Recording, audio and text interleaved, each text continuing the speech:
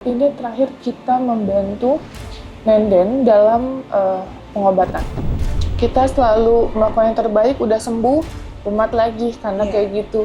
Udah sembuh, kumat lagi, udah sembuh, kumat lagi. Mau sampai kapan, Besti? Ya? Kamu kenapa sih kumat-kumatan?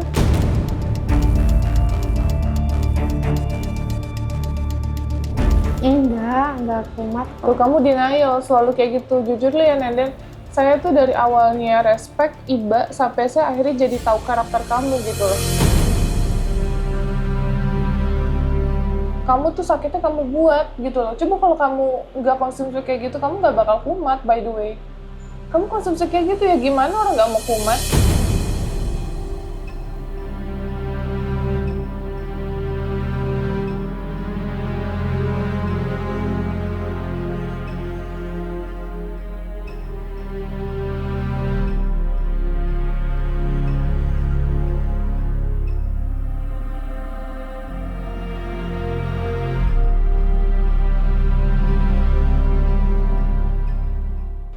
Makanya ya, ini aku juga bingung nih Mbak, mau gimana gitu loh. Sedangkan kita kalau misalnya jemput dia aja, dia ngomong seolah-olah, gimana saya mau punya keluarga lagi? Siapa mau punya ini? Kamu udah mikirin keluarga? Udah pengen nikah? Pengen dibeliin mobil? Kamu obses kaya, tau nggak, Nenden? Terlalu obses jadi orang kaya, tapi kamu nggak bersyukur gitu loh. Kamu hidup aja udah bersyukur, harusnya dikasih makannya udah bersyukur. Obses kaya, gara-gara ngeliat teman-teman kamu, LC-LC-nya udah pada sukses. Saya dapat infonya kayak gitu. Teman kamu udah banyak tuh yang dikasih sama siapa? Tamu. Ya, tamu-tamunya punya mobil, punya ini, kamu obses jadi kayak gitu. Ya kan, bener kan? Iya. Kamu obses dikasih mobil, dikasih rumah, jadi orang kaya, kamu terlalu obses, jadinya kamu stres. Gitu, saya dapat informasi ya guys, dari teman-teman tempat kerjanya dia. Jadi ada yang menginformasikan via DM, bahwa si Nenden ini kalau misalnya kerja dia suka iri-irian gitu. Terus kalau misalnya udah, maaf ya guys, udah mabok, tuh dia udah parah banget tuh, suka ngoceh-ngoceh, nggak jelas, suka marah-marah katanya. Suka kayak tantrum kayak ODGJ. Ya kan jadi bilang ODGJ kagak boleh minum alkohol. Jangankan alkohol ya, yang obat-obat tidak semestinya aja itu langsung ngebuat kumat kan, jadi ngerusak syaraf.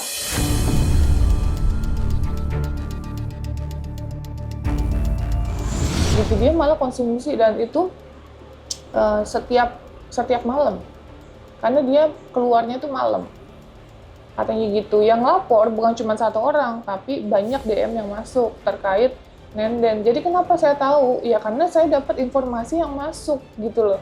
Saya sampai ngomong, sampai kapan nih kita ngurusin kayak gini? Karena yang kita urusin banyak. Dan saya juga minta tolong harusnya, ya sekali lagi, keluarga membantu ya Mbak ya, untuk mengobati. Jadi jangan sampai dia ini putus obat. Jadi harus terus konsumsi obat. Ya, dan dikontrol juga. Sebenarnya saya tahu sih mungkin keluarga keterbatasan dalam 24 jam, enggak 24 jam juga untuk mantau gitu, memperhatikan Nenden. Tapi seenggaknya ya harusnya dia disuntik sih menurutku gitu. Suntik kan ada suntik yang untuk per bulan ya guys, bisa di puskesmas atau di mana aja untuk secara emosionalnya sih gitu. Dan halusinasinya, karena dia halunya tinggi banget, jadi apapun yang diucapkan jangan pernah dipercaya karena itu berdasarkan halusinasinya dia. Seperti itu ya, dia ngomongin temennya lah, si inilah si ini, itu belum tentu bener guys. Tapi ya tetap kita menyadari bahwa dia juga mengalami gangguan seperti itu. Nah makanya kemarin sempat kita sudah cekkan, harus kontrol minum obat seterusnya, seumur hidup ya.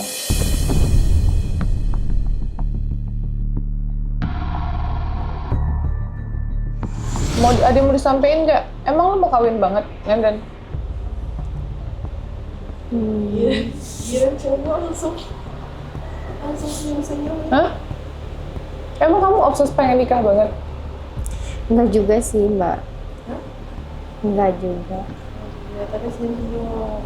Anak udah berapa, Nende? 5. 5. Cuma lagi nambah. Enggak. Nggak ada kepikiran malah mau ini, mau apa namanya, benerin diri dulu. Hah? Kemarin ngomongnya, saya juga mau mbak nikah, punya kehidupan baru, punya anak baru. Lah dikata anak enak banget, lu bikinin tuh lu kasih orang lagi. Hah? Mana anak-anak yang lain? Ada kamu nanya kabarnya? Satu pun nggak ada. Aku nanya mak uwa kamu yang cowok, nggak pernah ditanya. Bener nggak sih? Satu pun loh, Nenden, anak kamu. Kamu masih muda, masih bisa nih senyum-senyum kayak gini. Kalau kamu nanti udah tua, kamu nelantarin anak kamu. Ya bukan nelantarin yang, ya kamu nggak apa-apa titipkan ke orang gitu. Asal kamu peduli, anak kamu pasti bakal sayang sama kamu.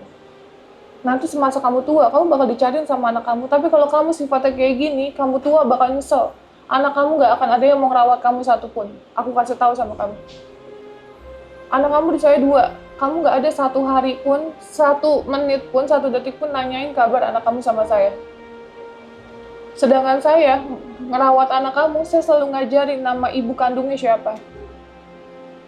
Saya selalu ngasih tahu sama mereka nggak pernah nanya, tapi saya selalu kasih tahu ibu, mama kamu lagi kerja, ibu nenek lagi kerja, lagi cari uang. Kamu nggak pernah nanya. Nanti kamu tua, siapa yang mau ngurusin kamu? Kamu buang-buang anak. Udah ngebuang, nggak mau peduli. Bahasa kasarnya ngebuang loh. Kenapa aku bilang ngebuang? Bukan menitipkan. Karena kalau nitipin ada rasa yang namanya untuk menanyakan. Bener nggak sih mbak? Kalau dibuang kan kayak nggak peduli. Jadi kayak anak kucing. Jangan dibilang gara-gara nggak ada handphone. Saya kasih handphone aja kamu nggak pernah nanya. Saya kasih handphone buat komunikasi, saya beliin kamu handphone baru, pakai uang saya sendiri. Itu bentuk rasa sayang saya sama kamu, tapi kamu nggak pernah nanyain anak kamu. Terus kamu sekarang bilang nggak punya handphone. Kamu bilang punya handphone untuk komunikasi, untuk ini, untuk itu. Handphonenya malah dijual, malah untuk buat aplikasi. Emang saya nggak tahu kamu punya aplikasi. Capek tau Nenden? Beneran? Yang main aplikasi temen mbak, bukan itu. Elah. Hah? Anak-anak itu, teman-teman di Gak kelas. ada. Kamu udah bawa tamu ke kontrakan kan? Bener nggak? Itu yang main ke kosan Mang Andri, yang suka pakai Capek banget deh gue. Beneran capek ngurusin begini ya. Dia tuh banyak ngelaknya, kita tuh udah ada buktinya. Beneran dia buka aplikasi. Mohon maaf ya guys, ini bukan saya mau sebenarnya buka-bukaan gitu, mohon maaf sebelumnya. Saya cuma pengen orang itu tuh bisa berubah gitu loh. Saya udah ngomong dari sebelumnya, kita udah kasih punishment nih, jangan kayak gini lagi, nanti gini lagi, dengan secara lembut, dengan secara baik ya. Terus kayak kita juga lumayan effort ya guys, untuk merawat beliau ya, sampai kita titik dimana bolak-balik udah lebih dari 10 kali mungkin ya untuk ngurusin hal-hal kayak gini gitu ya, bolak-balik untuk kontrol, menyelesaikan case-case-nya dia dan lain-lain gitu ya. Ya, segalanya lah guys. Aku karena kalau udah sayang sama orangnya pastinya kita bakal ngasih yang terbaik untuk masing-masing orang yang ada di yayasan kami. Tapi benar-benar untuk case satu ini dia tuh bandel banget, susah dibilanginnya dan agak belet ya guys. Dia kadang tuh udah ada buktinya, bahkan ada videonya. Dia ngomong enggak kok ini bukan ini, oh nggak tahu lupa atau gimana, nanti alasan lagi dan berkelit lagi. Saya cuma mohon aja ya, mungkin untuk keluarganya atau siapapun agar lebih dikontrol sih menurut saya. Ya kalaupun misalnya ada laki-laki yang mau bertanggung jawab ya lebih baik segera dinikahkan. Menurutku untuk segera dinikahkan. Kenapa? Karena kalau kayak gini juga bahaya ya. Karena dia setiap malam keluar dan lain-lain, itu membahayakan. Nanti takutnya ada sakit apa, ya nggak sih mbak? Tertular dari orang lain atau apa, itu malah lebih membahayakan menurutku. Ya, ya segera dinikahkan aja deh. Walaupun sebenarnya jujur pernikahan itu bukan apa namanya, menyelesaikan masalah, bisa jadi akan lebih parah secara mental, apalagi kalau salah gitu. Jadi sebenarnya ini solusi yang aku agak gambling juga. Dinikahkan salah, nggak dinikahkan juga salah. Tapi sekali lagi tergantung dari pihak keluarga.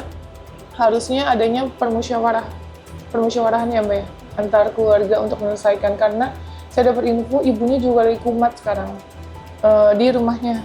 Nah ada yang DM juga masuk bilang itu ibunya sekalian dibawa aja dan lain-lain gitu.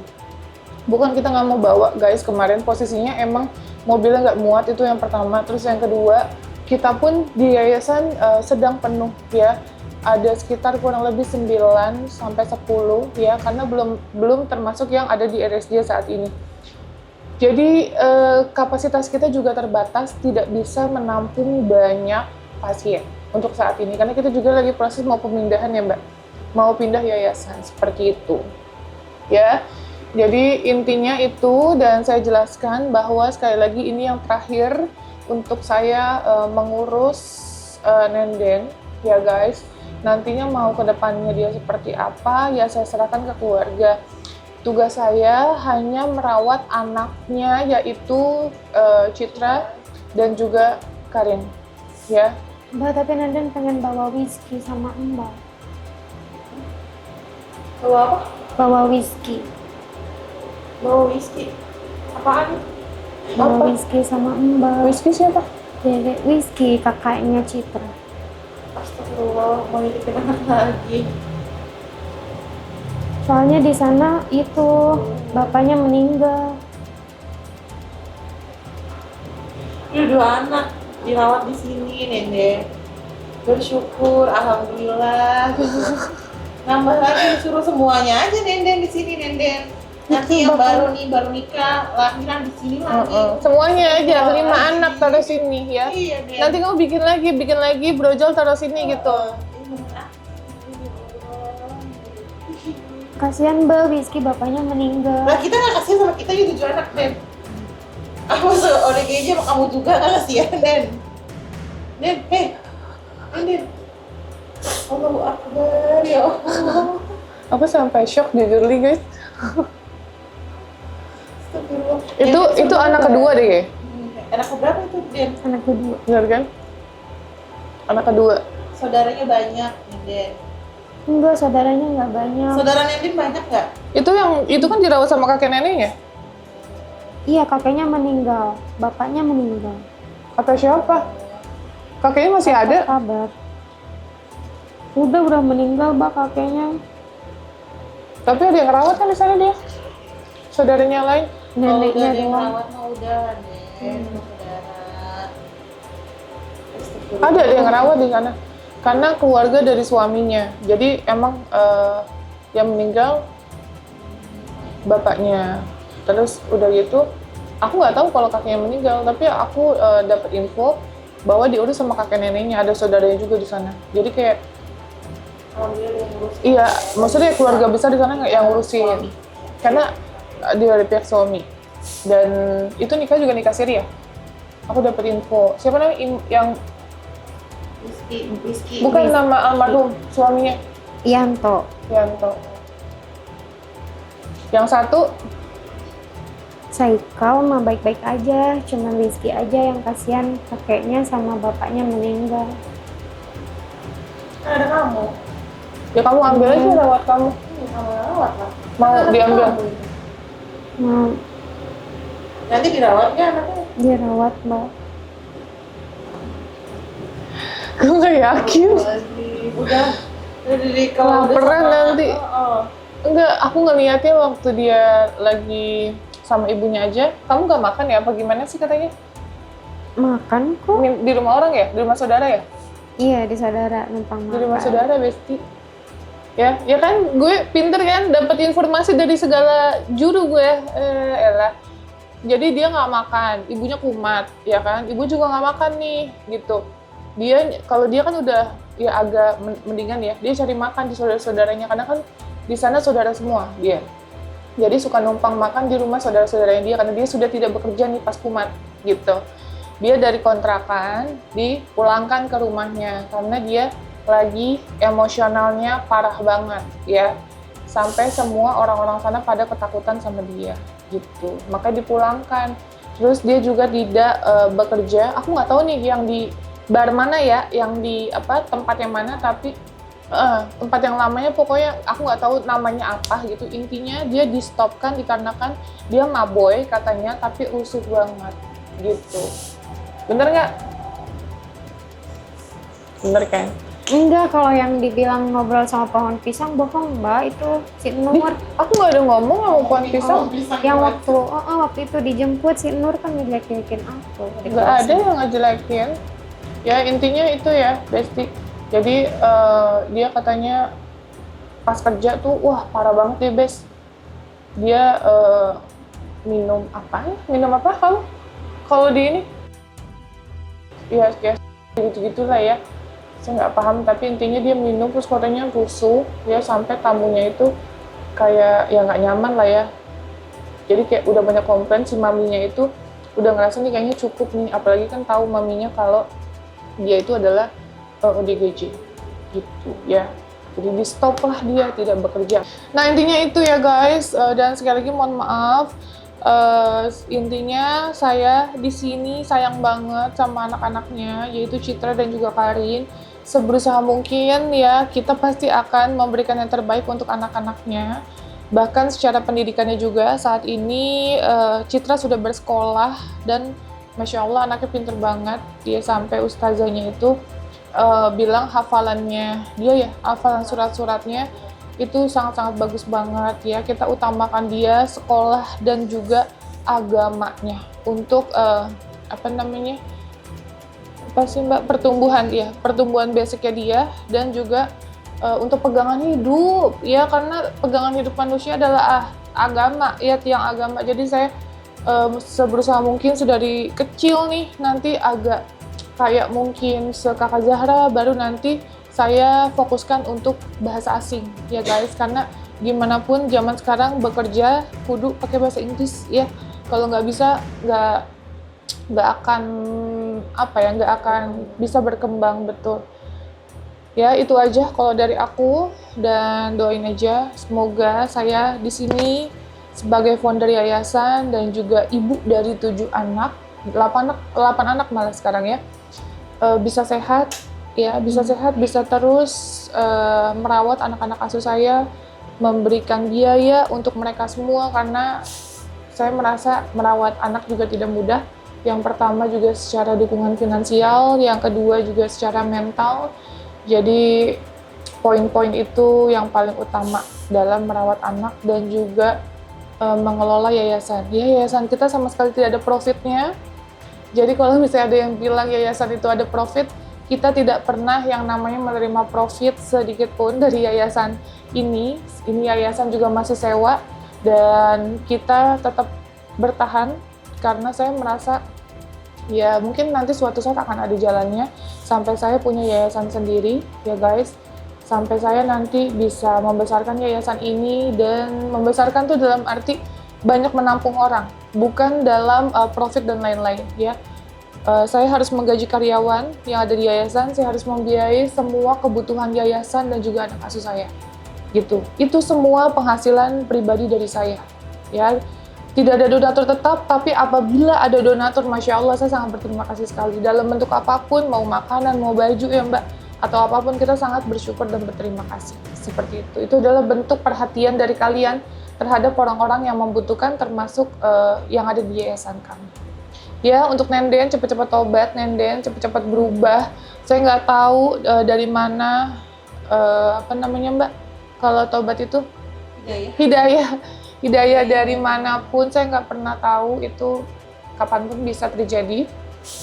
Dan saya berharap kamu bisa berubah untuk sedikit demi sedikit, kayak kerja lebih baik dulu, yang positif. Kamu kerja jadi ART juga bisa, orang kamu sehat kok.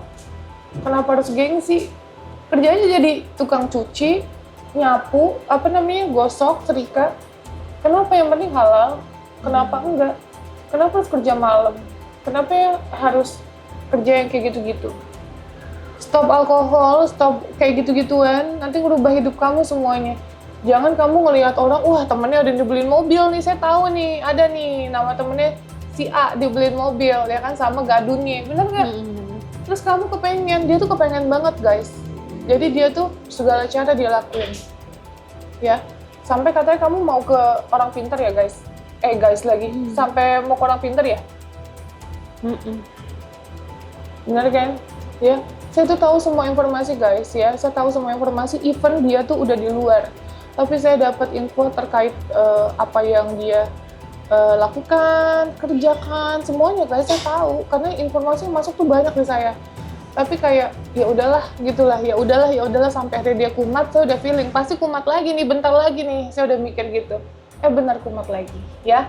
Oke, itu aja. Terima kasih untuk kalian yang udah support saya, support kami, semua tim yayasan dan juga yang selalu support ketika saya live streaming jualan, karena apapun itu bentuk dari usaha saya mencari uang, yang penting saya halal ya guys, tidak merugikan orang lain, tidak menyakiti orang lain, dan apapun itu insya Allah saya lakukan buat anak saya dan orang-orang ya yang membutuhkan. Jadi terima kasih sekali lagi. Assalamualaikum warahmatullahi wabarakatuh.